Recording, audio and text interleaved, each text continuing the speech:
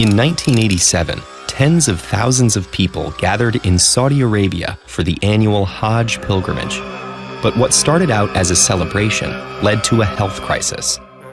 Just a few days after the pilgrimage, more than 2,000 cases of meningitis broke out, spreading across Saudi Arabia and the rest of the world. The outbreak was so fierce that it was believed to have sparked a wave of deadly meningitis epidemics that ultimately infected tens of thousands of people worldwide. Meningitis is the inflammation of the meninges, 3 tissue layers responsible for protecting the brain and spinal cord. What makes meningitis so dangerous compared to other diseases is the sheer speed with which it invades a person's body. In the worst cases, it causes death within a day. Fortunately, that's rare for patients who receive early medical treatment. The disease primarily comes in 3 forms: fungal, viral, and bacterial, the last being the most deadly by far and what we'll focus on. People usually contract bacterial meningitis by breathing in tiny particles of mucus and saliva that spray into the air when an infected person sneezes or coughs.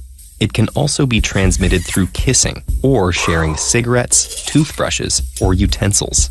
Some people can be infected and carry the disease without showing symptoms or getting sick, which helps the disease spread quickly to others. Once the bacteria enter the nose, mouth, and throat, they cross the surrounding membranes and enter the bloodstream. From there, bacteria have rapid access to the body's tissues, including a membrane called the blood-brain barrier. This is made of a tight mesh of cells which separate blood vessels from the brain and block everything except for a specific set of particles, including water molecules and some gases. But in ways that scientists are still trying to understand, meningitis bacteria can trick the barrier into letting them through. Inside the brain, the bacteria swiftly infect the meninges.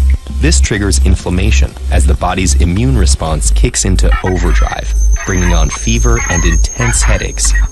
As swelling in the meninges worsens, the neck begins to stiffen. Swelling in the brain disrupts its normal function, causing symptoms like hearing loss and extreme light sensitivity.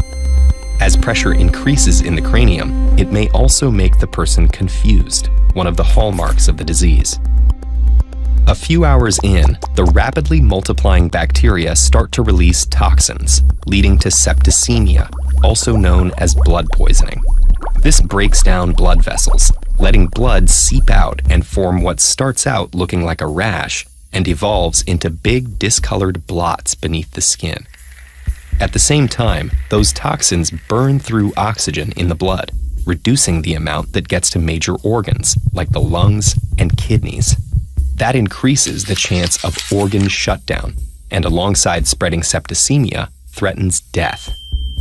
That all sounds scary, but doctors are so good at treating meningitis that a visit to the hospital can drastically reduce an adult's risk of dying from it. The longer it's left untreated, though, the more likely it will lead to lasting damage. If declining oxygen levels cause cell death in extreme parts of the body, like fingers, toes, arms, and legs, the risk of amputation goes up. And if bacterial toxins accumulate in the brain and trigger cell death, meningitis could also cause long-term brain damage and memory loss. So fast treatment, or better yet, prevention, is critical. That's why most countries have vaccines that defend against the disease in its deadliest forms. Those are usually given to the people who are most at risk, like young children, people with weak immune systems, or people who gather in large groups where an outbreak of meningitis could potentially happen. In addition to those gatherings, meningitis is most common in a region called the meningitis belt that stretches across Africa, though cases do happen all over the world. If you're concerned that you or someone you know may have meningitis, get to the doctor as soon as possible. Quick action could save your life.